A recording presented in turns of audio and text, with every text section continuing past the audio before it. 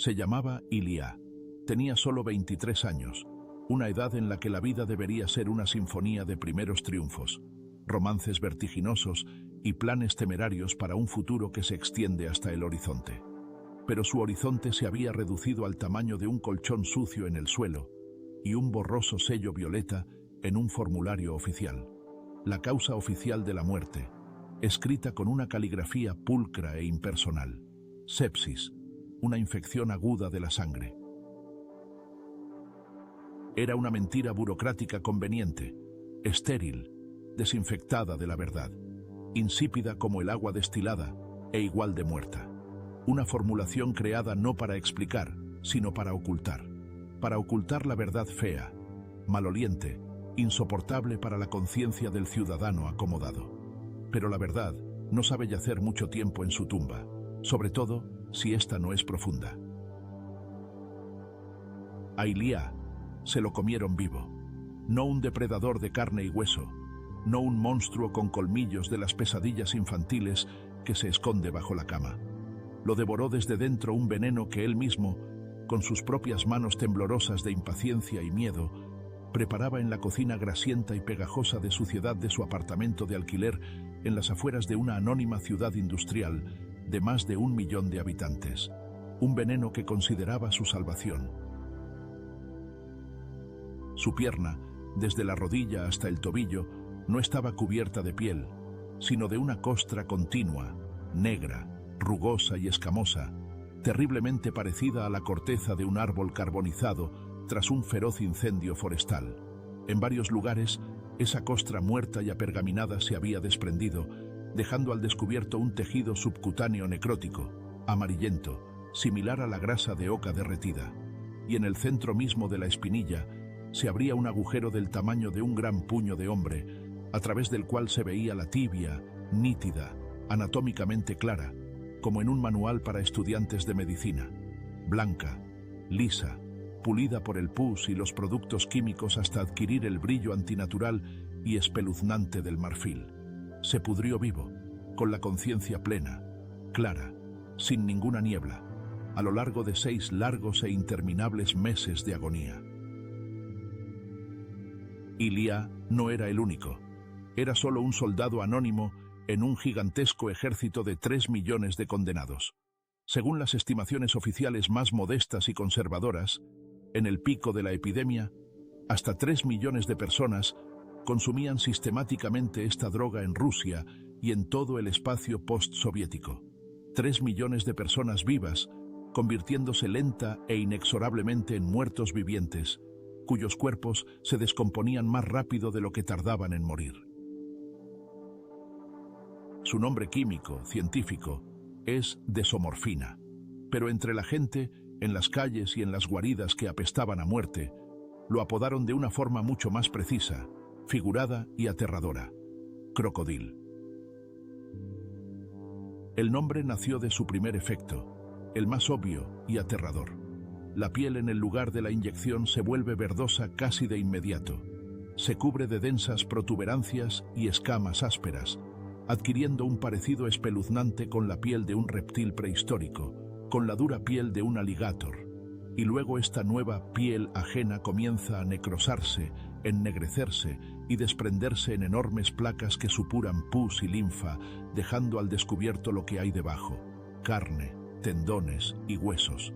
Pero esta era solo la primera y más inofensiva etapa de la transformación. La esperanza de vida promedio de una persona que comenzaba a consumir sistemáticamente crocodil era de 1 año. Muchos no llegaban ni a los 6 meses, consumiéndose en un fuego químico en una sola y corta temporada. No es una droga en el sentido habitual de la palabra. No es una forma de obtener un placer fugaz o escapar de la realidad. Es un suicidio químico a plazos, un billete de ida al círculo más profundo, oscuro y fétido del infierno de Dante, que el hombre, con ingenio diabólico, construyó para sí mismo. La principal paradoja, la ironía cruel y mordaz de esta plaga del siglo XXI, residía en que la base para esta poción diabólica se vendía de forma completamente legal, sin receta, en todas las farmacias del país, incluso en las más modestas. pastillas baratas para la tos que contenían codeína. Un medicamento que debía salvar de la enfermedad se convirtió en la piedra angular de la narcoepidemia más terrible y grotesca de la historia reciente. Y nadie dio la voz de alarma hasta que las calles de las ciudades se llenaron de sombras.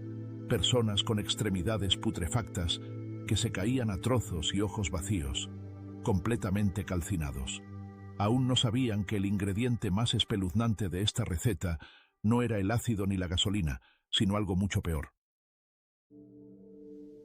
Para convertir la relativamente inofensiva codeína de farmacia en desomorfina, estos nuevos alquimistas de la desesperación no necesitaban laboratorios complejos ni equipos costosos. Todo lo necesario lo compraban en la ferretería de al lado, sin levantar sospechas. Gasolina Kalosha o un disolvente de pintura barato. Ácido clorhídrico de la sección de fontanería para desatascar tuberías. Frascos de yodo de la misma farmacia. Y fósforo rojo, que raspaban durante horas, metódica y casi meditativamente, de cientos de cajas de cerillas. No sintetizaban una droga pura, creaban una mezcla sucia, increíblemente tóxica e infernal, un cóctel químico casero que no solo contenía míseros gránulos de la desomorfina deseada, sino también todo el veneno utilizado en el proceso de cocción. Fósforo, yodo, metales pesados de la gasolina de mala calidad, restos de ácido que no había reaccionado, impurezas venenosas de las pastillas, y esta mezcla explosiva, que quemaba todo a su paso, se la inyectaban directamente en la vena, en el corazón mismo de su sistema circulatorio. El efecto de una dosis duraba solo 90 minutos, a veces una hora, y el proceso de cocción de una nueva porción tomaba de 30 a 45 minutos. Esto creaba un ciclo monstruoso, ininterrumpido y cerrado del que no había escapatoria. El pinchazo, un colocón breve, turbio y desprovisto de toda alegría. Comienza el síndrome de abstinencia, un dolor que enloquece. De nuevo a la estufa, de nuevo a mezclar los ingredientes, de nuevo a cocinar. No había sueño, no había comida. Solo existía esta carrera interminable y agotadora contra el tiempo, donde lo que estaba en juego era la siguiente dosis, un breve aplazamiento del dolor insoportable y omnipresente. Los médicos de las unidades de cirugía purulenta de todo el país describían escenas que recordaban a las peores películas de terror de serie B hechas realidad. Les traían pacientes cuyos brazos y piernas se desprendían literalmente al menor contacto, quedándose en las manos de los camilleros.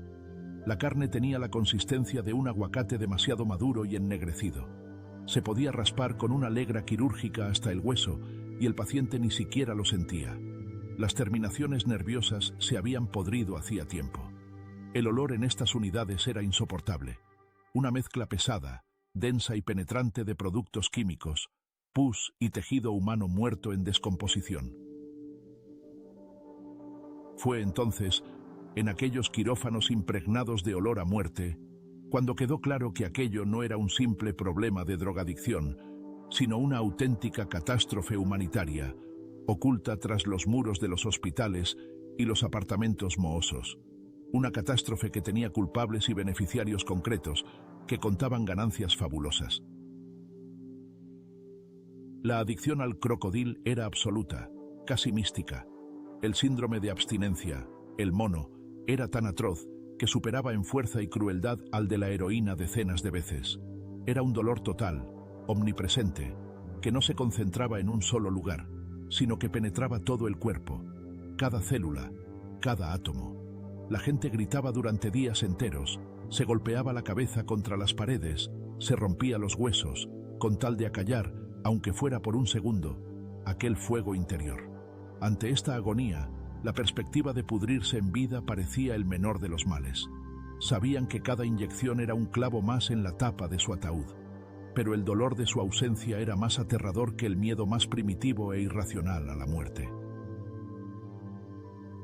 Esta epidemia no fue una casualidad, no cayó del cielo como un castigo bíblico o una plaga medieval. Se convirtió en el síntoma de una profunda y antigua enfermedad social que se pudría en el corazón mismo del país. Nació de las cenizas de un imperio desmoronado, en una atmósfera de desesperanza total, absoluta, y de pobreza humillante. Para entender cómo millones de personas entraron voluntariamente en este infierno artificial, es necesario retroceder a la época en que la tierra bajo los pies de un país enorme se agrietó, y en esas fisuras profundas y oscuras nació un monstruo. Y este monstruo esperó pacientemente su hora, hasta que maduraron las condiciones ideales para su festín. No tenía prisa, sabiendo que el hambre de la desesperación solo haría su plato más delicioso.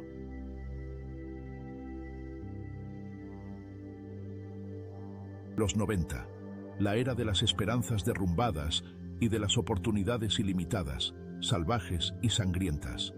La Unión Soviética, un coloso con pies de barro, se desmoronó hasta convertirse en polvo, dejando tras de sí un vacío de ideología, un vacío de poder, un vacío de economía y, lo más importante, un vacío de sentido.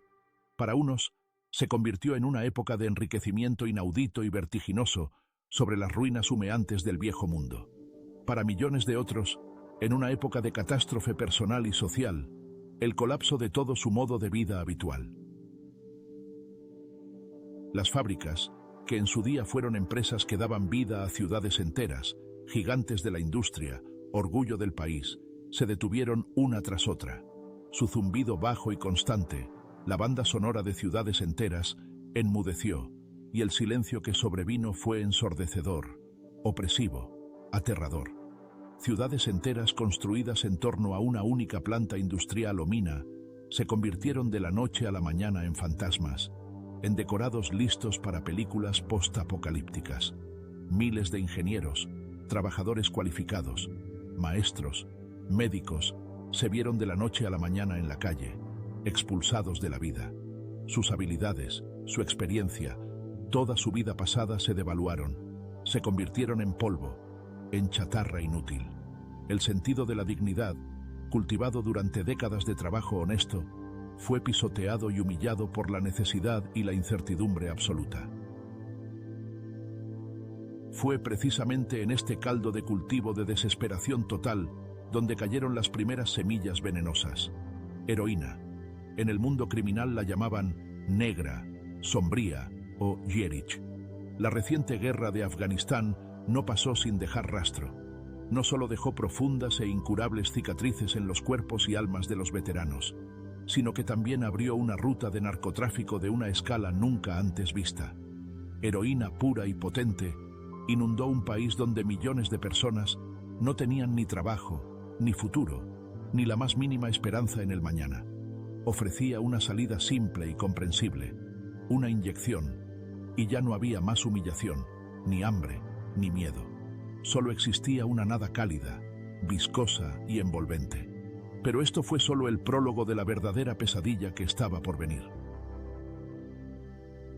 Fue la primera generación perdida. Morían en portales oscuros e inmundos, en sótanos inundados y plagados de ratas, por sobredosis y por el SIDA, que se propagaba rápidamente.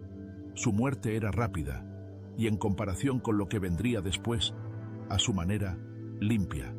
La heroína mataba, pero no te hacía pudrirte en vida. Era un placer caro, el destino de aquellos que todavía podían robar, atracar o prostituirse para conseguir una dosis. Era la droga de la desesperación, pero todavía no era un arma química de destrucción masiva. Pero hizo lo más importante: preparó el terreno y formó un enorme ejército de millones de adictos a los opiáceos, para quienes el regreso a una vida normal ya era prácticamente imposible. Hacia principios de los años 2000, el Estado, recuperándose gradualmente del shock inicial y del caos de los 90, comenzó a apretar las tuercas lenta y torpemente. La lucha contra el narcotráfico se intensificó, las fronteras empezaron a vigilarse mejor, la heroína se encareció, su calidad cayó en picado y conseguirla se volvió considerablemente más difícil. Para el enorme ejército de adictos ya consolidados, esto se convirtió en una auténtica sentencia. Se quedaron solos con su monstruosa adicción, sin acceso a la sustancia habitual. El síndrome de abstinencia no preguntaba por geopolítica ni por los éxitos de los guardias fronterizos. Reclamaba lo suyo con una crueldad implacable. Fue en ese preciso momento cuando en su entorno, En esos sombríos fumaderos y en cocinas mugrientas por todo el país, comenzó una búsqueda febril y desesperada. La búsqueda de una alternativa barata y accesible. El cerebro, consumido por el dolor de la abstinencia, es capaz de una inventiva monstruosa y perversa. Sabían lo que necesitaban, un opiáceo, cualquier opiáceo, y comenzaron a buscarlo en el ámbito legal, allí donde la mano de la ley aún no había llegado. Y esa búsqueda los llevó al lugar más inesperado y público que se pudiera imaginar. La respuesta estaba en los relucientes estantes de las farmacias, brillando con la blancura de sus cajas de cartón y la promesa de alivio. Codeína, un analgésico opioide, aunque débil. Se encontraba en docenas de medicamentos populares para la tos y el dolor de cabeza. Terpincod, Codelac, Nurofen Plus, Pentalgin N. Baratos, accesibles, vendidos de forma totalmente libre, sin receta alguna. Para una persona corriente, la salvación de un resfriado. Para un drogadicto con nociones de química orgánica, la clave para sintetizar un dios nuevo, barato, pero letal. En algún lugar del espacio anónimo de las ciudades millonarias rusas, en la cabeza de un desconocido químico autodidacta, nace una receta. No fue un descubrimiento científico genial. Fue una compilación diabólica de fragmentos de conocimiento de viejos libros de texto soviéticos de química orgánica, datos de los primeros foros de Internet para toxicómanos y el cruel método de prueba y error. La fórmula misma para convertir la codeína en desomorfina, un opiáceo más potente, ya era conocida por los científicos desde los años 30 del siglo pasado. Pero entonces se sintetizaba en laboratorios estériles a partir de materia prima pura. Ahora, el laboratorio se había convertido en una cacerola esmaltada sobre una estufa de gas en un apartamento de la era de Khrushchev. Ni siquiera podían imaginar el genio que estaban liberando de la botella. Rápidamente comprendieron que para la reacción de reducción, la conversión de una molécula en otra, necesitaban yodo y fósforo rojo. El yodo estaba en todas las farmacias, costaba centavos, y el fósforo estaba en cada cerilla. Así nació una de las imágenes más sombrías y meditativas de esa época. Los drogadictos, sentados durante horas sobre una montaña de cajas de cerillas, raspando metódicamente la lija marrón con un cuchillo sin filo o una cuchilla. Este trabajo monótono y meticuloso calmaba los nervios, torturados por la espera de la dosis, y creaba la ilusión de una actividad con sentido. Pero aún no sospechaban el terrible precio que tendrían que pagar por esta química casera. Luego necesitaron un disolvente para separar la codeína del paracetamol y otras impurezas de las pastillas. Cualquiera servía. La gasolina Kalosha, que se vendía para recargar encendedores. Disolvente para pintura. Quitaesmalte con acetona. Necesitaban un ácido. Se usaba ácido clorhídrico para limpiar tuberías o incluso ácido sulfúrico, el electrolito de las baterías de coche. Cada uno de estos componentes por separado era un veneno mortal para el organismo humano, pero juntos creaban algo aún más terrible, algo para lo que la medicina aún no tenía nombre. Los primeros cocineros actuaban por su cuenta y riesgo, como zapadores en un campo de minas. Algunos sufrían terribles quemaduras químicas en la cara y las manos. Otros explotaban, incendiando la cocina por los vapores de la gasolina, y morían en el fuego. Otros se envenenaban con los vapores tóxicos y morían en el acto, sin siquiera llegar a probar el resultado de sus esfuerzos. Pero alguien, al final, obtenía lo que buscaba. Un líquido turbio, de color marrón amarillento, con un olor penetrante e insoportable a productos químicos. Un líquido que proporcionaba un subidón corto pero potente, muy parecido al de la heroína. La receta había sido encontrada. El infierno abrió sus puertas de par en par. Y comenzó a extenderse a la velocidad de la plaga. No a través de Internet o de libros, que no leían. Se transmitía de boca en boca, de un picadero a otro. Se anotaba con una caligrafía torpe en trozos de papel, en paquetes de cigarrillos. Un drogadicto enseñaba a otro no por altruismo, sino para obtener su parte de la cocción común. Era un sistema de horror perfecto, descentralizado y autorreplicante, sin un centro, y por lo tanto, prácticamente invulnerable. Las farmacias se convirtieron instantáneamente en una mina de oro, en un Klondike para empresarios sin escrúpulos. Los farmacéuticos y los propietarios de las cadenas de farmacias comprendieron rápidamente quiénes eran sus nuevos clientes principales. Gente con rostros grises y abotagados, manos temblorosas y ojos enloquecidos y huidizos, que cada día, como si fueran a trabajar, venían y compraban de 10 a 20 cajas de pastillas de codeína, varios frascos de yodo y paquetes de jeringuillas. Algunas cadenas de farmacias se hicieron de oro con esta epidemia.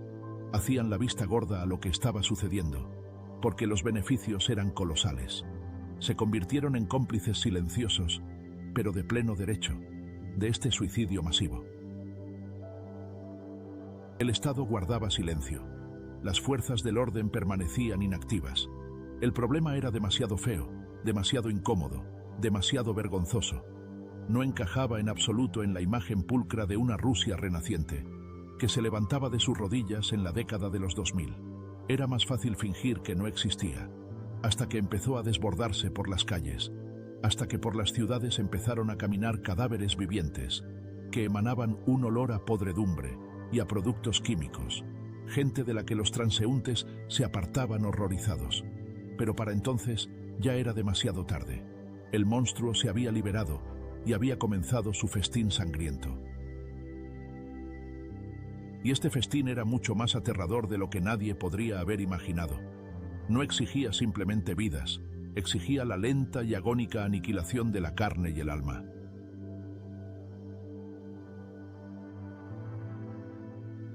Un picadero. Esa palabra evoca imágenes de películas de acción baratas. Penumbra, nubes de humo de cigarrillo, figuras misteriosas en las sombras. La realidad era a la vez más prosaica y 100 veces más aterradora. Un apartamento corriente en un típico edificio de paneles prefabricados. Una Hrushchevka o una Brezhnevka, de las que hay millones por todo el país. Pero el aire en su interior era diferente. Era pesado, denso, viscoso, impregnado de un buqué de olores que el olfato humano se niega instintivamente a aceptar y analizar, provocando un reflejo nauseoso, un espasmo en la garganta. Era una sinfonía de hedor compleja y polifacética. En la base, un olor a yodo cáustico, penetrante, que taladraba el cerebro, que hacía picar los ojos y carraspear la garganta. A él se mezclaba el aroma agudo, volátil y químico de la gasolina o la acetona, dulzón y nauseabundo. A través de ellos, como un vaso continuo en una misa fúnebre, se abría paso el hedor dulzón, empalagoso e incomparable de la carne humana en descomposición. Y por encima de todo, el olor rancio y agrio del sudor sin lavar, del tabaco barato y de la desesperación incrustada en las paredes. Este olor impregnaba el papel pintado descolorido, los muebles destartalados, la ropa. Era imposible lavárselo de encima o esconderse de él. Era parte de este mundo, su atmósfera. El centro de este mundo, su corazón y su altar, era la cocina. Pequeña, de 6 metros cuadrados, grasienta, abarrotada de platos sucios, cajas de pastillas vacías y basura. Sobre la estufa de gas, junto a una sartén con los restos de macarrones petrificados del día anterior, había otro recipiente, un pequeño cuenco esmaltado o el fondo recortado de una lata de cerveza de aluminio. Era el reactor, el recipiente sagrado en el que se ofrecían sacrificios humanos diarios en nombre del dios de Somorfina. Pensaban que controlaban el proceso, pero en realidad hacía tiempo que se habían convertido en esclavos de este ritual. Alrededor de la estufa, los químicos, gente con ojos apagados y rostros grises e hinchados. Sus movimientos eran o bien febrilmente rápidos y espasmódicos, si la dosis se necesitaba con urgencia, o bien lánguidos y lentos, si acababan de pincharse. Uno de ellos, el más paciente, pulveriza las pastillas. Decenas, cientos de pastillas. Un polvo blanco y amargo se deposita sobre la sucia mesa de la cocina, mezclándose con migas y ceniza. Lo hace con 2 cucharas, triturando metódicamente las pastillas hasta convertirlas en un polvo fino, y este chirrido monótono de metal contra metal marca el ritmo de todo lo que sucede. Otro, mientras tanto, se ocupa del fósforo. Frente a él hay una montaña de cajas de cerillas vacías. Con la hoja roma de un cuchillo, raspa metódica y concentradamente el rascador marrón de ellas. El chirrido monótono y meditativo de la hoja contra el cartón es uno de los sonidos principales de este infierno. Sobre una arrugada hoja de papel crece lentamente un pequeño montículo de polvo pardo rojizo.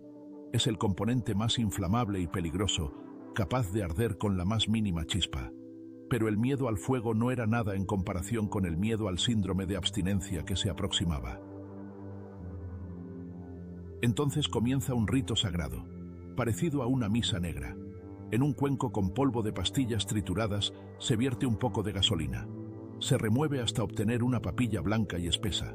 Se filtra a través de un trapo sucio, exprimiendo el líquido turbio en un vaso. Esta es la extracción de la codeína del paracetamol y otras impurezas. Pero es una extracción sucia y artesanal. En la solución queda un montón de subproductos y restos del disolvente.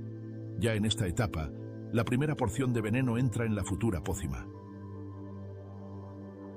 Luego, al líquido obtenido se le añade ácido, agua, yodo y ese mismo polvo de fósforo. La mezcla se pone a fuego lento. Comienza la reacción.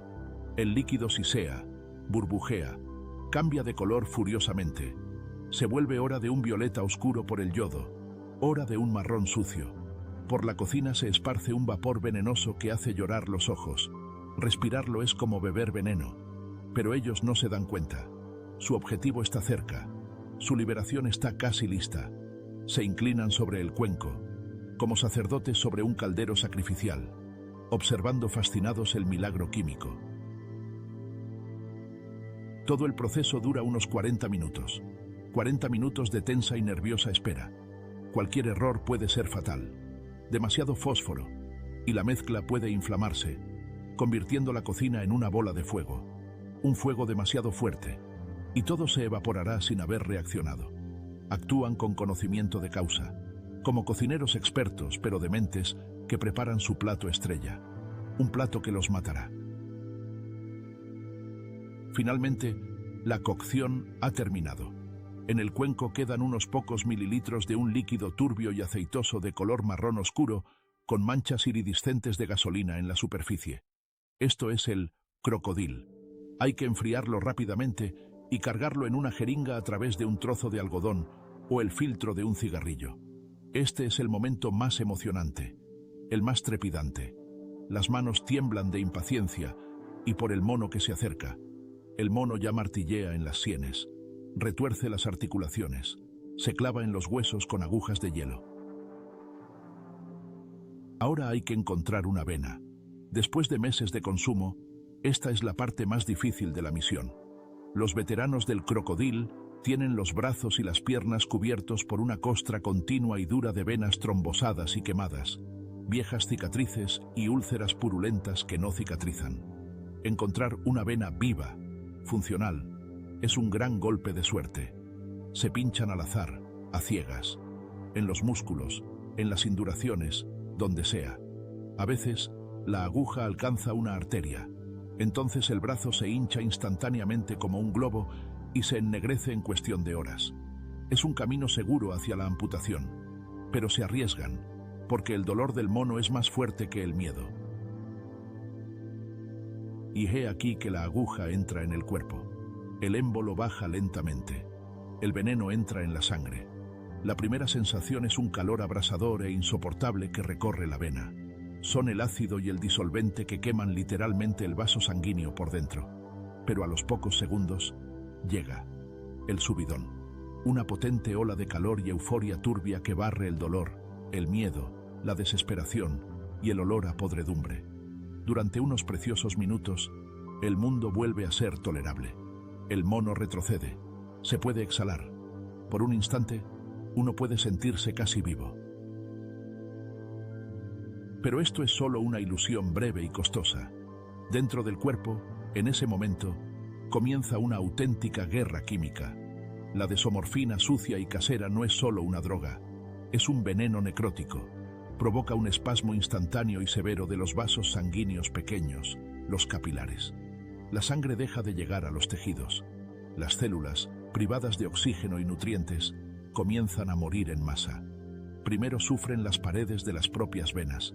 Se inflaman, se endurecen, se trombosan. La vena se quema, convirtiéndose en un cordón necrótico, duro y sin vida bajo la piel. Luego el proceso avanza hacia el interior. La sangre envenenada, los coágulos, las bacterias de una jeringa no estéril, todo esto crea un potente foco de inflamación. Los tejidos alrededor de la vena quemada comienzan a hincharse, a enrojecerse. Luego se oscurecen, se vuelven de un negro azulado. Comienza la necrosis. La carne muere. El organismo, horrorizado por lo que sucede, intenta rechazar el tejido muerto. Se forman abscesos, flemones, enormes cavidades llenas de pus fétido. La piel sobre ellos se adelgaza y en algún momento se rompe, liberando su contenido al exterior.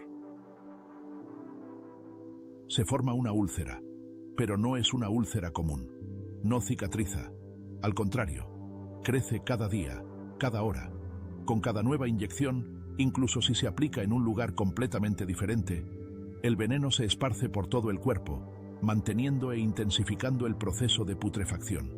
La úlcera se expande a lo ancho y a lo profundo, devorando músculos, tendones y nervios. Al final, llega hasta el hueso. La carne literalmente se desprende, como carne cocida, dejando tras de sí un cráter carbonizado y supurante con el hueso blanqueando en la profundidad. Y lo más aterrador de todo esto es que la persona lo siente todo. Ve cómo su cuerpo se descompone ante sus propios ojos. Siente ese olor incomparable que emana de su propia extremidad en descomposición. Vive con ello. Se despierta con ello. Se duerme con ello. Y lo único que puede atenuar temporalmente este horror físico y mental es una nueva dosis de ese mismo veneno que lo está matando. Es una trampa perfecta, diabólicamente diseñada, de la que no hay salida. Entendían perfectamente que se estaban pudriendo. En sus conversaciones a menudo sonaba un humor negro, de patíbulo. Parece que la pierna se me va a caer pronto. Tendré que pegar una nueva con cinta adhesiva. Ya no me queda carne ahí. Pronto empezarán a asomar los huesos. Se podrán tallar dibujos en ellos. Intentaban curarse. Untaban sus espantosas úlceras con pomadas compradas en la misma farmacia donde conseguían la codeína. Pero era como intentar apagar un incendio forestal con un vaso de agua. El proceso era irreversible y seguía sus propias e inexorables leyes. La dependencia no era solo física, sino también profundamente psicológica. El mundo entero se reducía al tamaño del picadero. Todos los lazos sociales, la familia, los amigos, el trabajo, todo se rompía en las primeras semanas. Solo quedaban los que eran como él. Compañeros de infortunio, competidores por una dosis, cómplices en un lento suicidio colectivo. Juntos cocinaban, juntos se pinchaban, juntos se pudrían.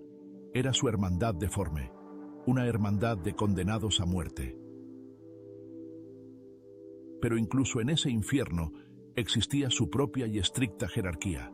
Estaban los cocineros, aquellos que conocían la receta a la perfección y sabían preparar el veneno.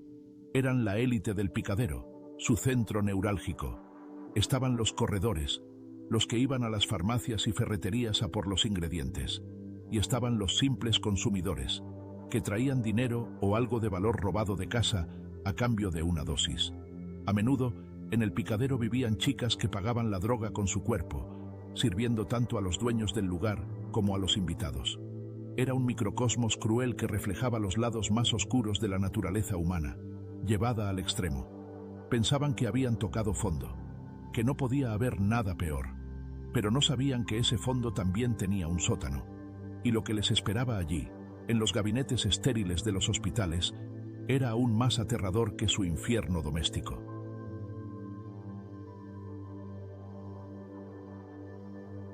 Imagínese a un cirujano en el departamento de cirugía séptica en algún lugar de Toliati, Chelyabinsk o Novokuznetsk a finales de la década de 2000.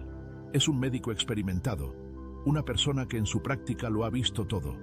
las secuelas de accidentes automovilísticos, lesiones industriales, heridas de arma blanca y de fuego. No es fácil sorprenderlo o asustarlo con la visión de la sangre y el sufrimiento humano. Pero lo que vio con la llegada de la epidemia de crocodil lo conmocionó hasta lo más profundo del alma, incluso a él. En sus recuerdos no hay patetismo ni dramatismo, solo un cansancio sordo e infinito y la constatación del horror. Llegaban a nosotros ya en fase terminal, cuenta, mirando a la nada, como si reviviera aquellos días. La ambulancia trae a un chico joven, de unos 25 años, pero aparenta 60. Delgado, demacrado hasta los huesos, con la piel de un color gris amarillento. Y el olor. Ese olor no lo confundes con nada. Un olor dulzón, empalagoso, nauseabundo a muerte. Lo sientes en cuanto la camilla entra en la sala de urgencias y permanece en la sala de médicos durante 1 hora más, después de que se han llevado al paciente. Describe el primer examen, que se parecía más al trabajo de un patólogo que al de un cirujano. Le quitas los vaqueros sucios, empapados en algo, y debajo no hay una pierna.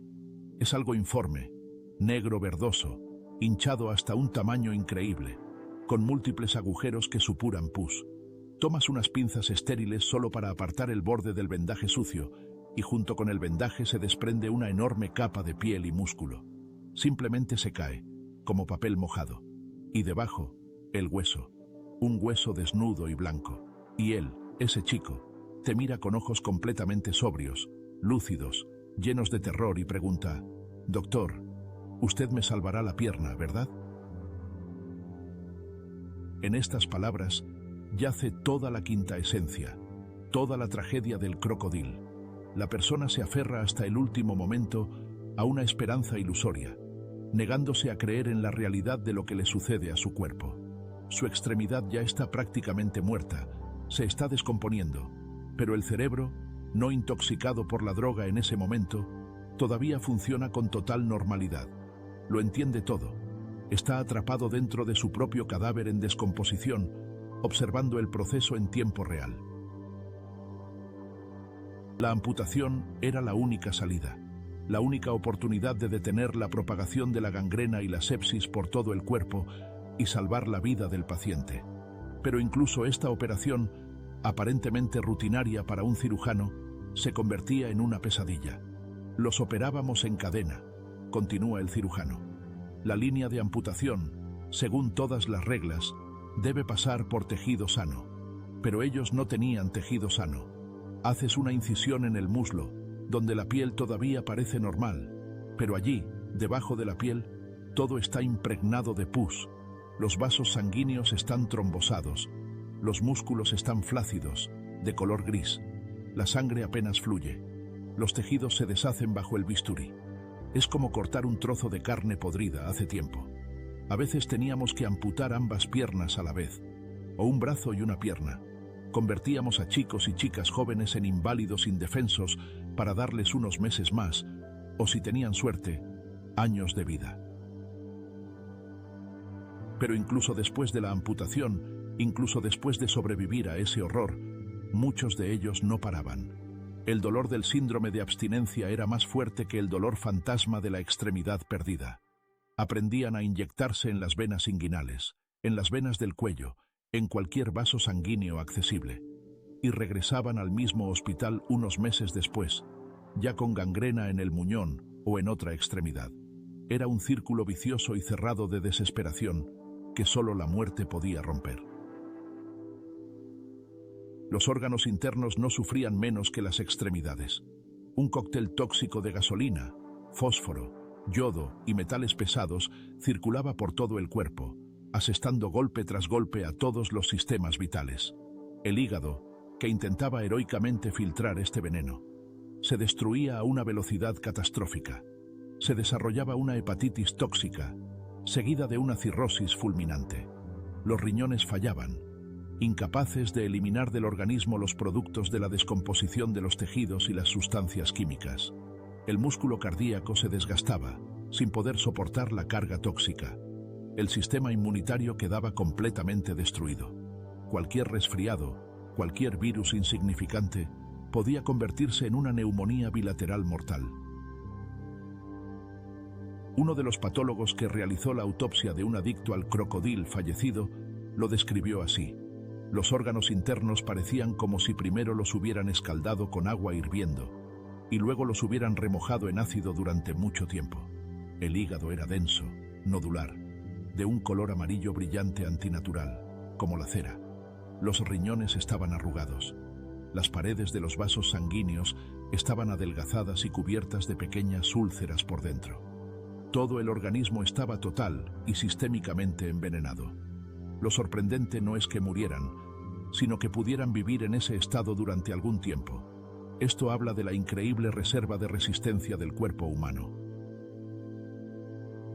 La psique tampoco soportaba este maratón de horror, el dolor constante e insoportable, el miedo pegajoso a la muerte, la conciencia de la propia descomposición, una vida miserable y animal en un antro sucio. Todo esto conducía a depresiones graves y prolongadas y a psicosis agudas. Muchos terminaban suicidándose, incapaces de soportar más ese infierno. Simplemente salían por la ventana. Era la forma más rápida y segura de poner fin al tormento. Pero había otro lado de esta adicción, el más terrible y el más oculto a los ojos ajenos, el monólogo interior del condenado. ¿Qué pasaba por la cabeza de una persona que se miraba al espejo y veía el sello de la descomposición en su joven rostro, que se iba a dormir y sentía cómo su propia pierna se pudría bajo la manta? Al principio no te lo crees, cuenta uno de los pocos supervivientes que milagrosamente dejó el crocodil a costa de una pierna amputada. Aparece el primer bulto, un endurecimiento doloroso en la vena.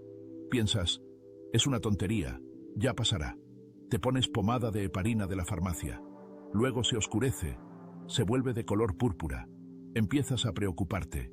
Pasas a inyectarte en el otro brazo, en la pierna. Pero el proceso ya ha comenzado. Luego aparece la primera úlcera, pequeña como un grano, pero no cicatriza, crece. Y entonces llega el verdadero miedo. Un miedo animal, pegajoso, paralizante. Comprendes que está ocurriendo algo irreversible y terrible. Continúa, buscando las palabras con dificultad. Empiezas a odiar tu cuerpo. Te ha traicionado. Se pudre, apesta, se cae a pedazos. Intentas ocultarlo. Llevas ropa de manga larga, incluso con un calor de 30 grados, pero no puedes esconderte del olor. Ese olor te persigue por todas partes. Lo sientes constantemente. Te parece que todos a tu alrededor lo huelen y te miran con desdén y asco, y empiezas a odiarte a ti mismo. Te odias por tu debilidad, por no poder parar, y este odio devorador hacia ti mismo es peor que el dolor físico. Quema el alma hasta los cimientos, y para ahogar ese odio, ese dolor, ese miedo y ese olor, vas y cocinas una nueva dosis, y el círculo se cierra. Fue una agonía que se prolongó durante meses, una inmersión lenta y consciente en la nada. Eran tanto víctimas como verdugos de sí mismos, y la sociedad, que durante tanto tiempo fingió que no existían, resultó estar completamente desprevenida para las consecuencias. Cuando la epidemia alcanzó su punto álgido, el sistema de salud en las regiones simplemente colapsó. Faltaban camas en los hospitales, faltaban cirujanos, faltaban antibióticos y material de vendaje. Pero el legado más terrible del crocodil no fueron los hospitales abarrotados ni los miles de miembros amputados. Estaba en otra parte. La epidemia mostró con toda su crueldad cuán fina es la línea entre la civilización y la barbarie primitiva. Expuso una verdad terrible e incómoda. Si a una persona se le priva de esperanza, trabajo y sentido de la dignidad, cae muy rápidamente en un horror primitivo, donde el único objetivo se convierte en la supervivencia a cualquier precio, incluso a costa de pudrirse en vida. Las autoridades tardaron años en tomar conciencia de la magnitud de la catástrofe y reaccionar. Solo a mediados de 2012, los medicamentos que contenían codeína fueron finalmente incluidos en la lista de venta con receta. Este fue un golpe decisivo para la industria del crocodil. Privada de su materia prima barata y omnipresente, la epidemia remitió rápidamente. Las guaridas se vaciaron. Los cirujanos de las unidades de cirugía séptica pudieron por fin respirar aliviados. Parecía que la pesadilla había terminado, pero era solo una peligrosa ilusión de victoria. No era el fin de la guerra, sino solo un cambio en el teatro de operaciones.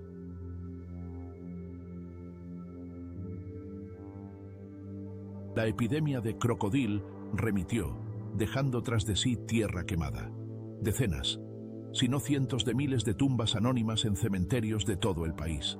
Decenas de miles de jóvenes mutilados sin brazos ni piernas, con sus vidas rotas para siempre. Toda una generación, diezmada por la guerra química que libró contra sí misma en las sucias cocinas de los bloques de apartamentos de la era soviética. Las estadísticas oficiales nunca podrán reflejar la verdadera magnitud de esta tragedia. Muchos morían en sus apartamentos y solo eran encontrados semanas después por el olor característico. Sus muertes se atribuían a accidentes, a insuficiencia cardíaca, a cualquier cosa con tal de no manchar los optimistas informes. Parecería que se podría dar el asunto por zanjado. El monstruo está derrotado. Su arma principal, la codeína de fácil acceso, ha sido retirada de los estantes de las farmacias. Pero este es un pensamiento peligrosamente tranquilizador y miope. El crocodil nunca fue la causa. Fue solo un síntoma. Un absceso feo, purulento y maloliente en el cuerpo de una sociedad afectada por dolencias mucho más profundas y sistémicas. Pobreza crónica, desempleo masivo, una monstruosa estratificación social y la ausencia total de perspectivas para los jóvenes en regiones deprimidas y moribundas. Al retirar la codeína, las autoridades eliminaron el síntoma, pero no curaron la enfermedad en sí. Y esta, como cualquier enfermedad, encontró inmediatamente una nueva salida, una nueva escapatoria. Para reemplazar al crocodil casero, llegaron las drogas sintéticas de nueva generación, las sales, mefedrona y sus análogos, y el spice, cannabinoides sintéticos. Baratas, extremadamente potentes, disponibles a través de Internet y un sistema de entregas anónimas, no causaban la putrefacción de la carne, sino la de la mente. Las calles de las ciudades se inundaron de nuevos dementes, personas que hablaban con interlocutores invisibles, se arrojaban bajo los coches, saltaban por las ventanas en ataques de paranoia incontrolable. La forma había cambiado, pero la esencia seguía siendo la misma. Escapismo. Una huida desesperada de una realidad insoportable hacia la nada química. La historia del crocodil es una terrible y sangrienta advertencia para todos nosotros. Demuestra que el vacío dejado por la ausencia de esperanza siempre será llenado por algo, y la mayoría de las veces lo llena lo más oscuro, lo más destructivo y lo más feo que la mente humana puede engendrar en su desesperación sin límites. La receta de la desomorfina no era un conocimiento secreto, estaba a la vista, en viejos libros de texto de química. Y funcionó. Tuvo demanda, porque para millones de personas, la perspectiva de un olvido breve y turbio, seguido de una muerte garantizada y agónica, parecía más atractiva que una vida larga, gris y humillante en la desesperanza. ¿Qué fue de aquellos que estuvieron en el centro mismo de este infierno? Sus destinos son trágicos y, por desgracia, predecibles. La inmensa mayoría murió. Los pocos que sobrevivieron quedaron lisiados, física y moralmente. Una persona que ha pasado por la experiencia única de observar la putrefacción de su propio cuerpo nunca podrá volver a ser la misma. Esta experiencia quema el alma hasta los cimientos, dejando solo vacío y cicatrices. Algunos de ellos intentan contar su historia. Hablan en centros de rehabilitación.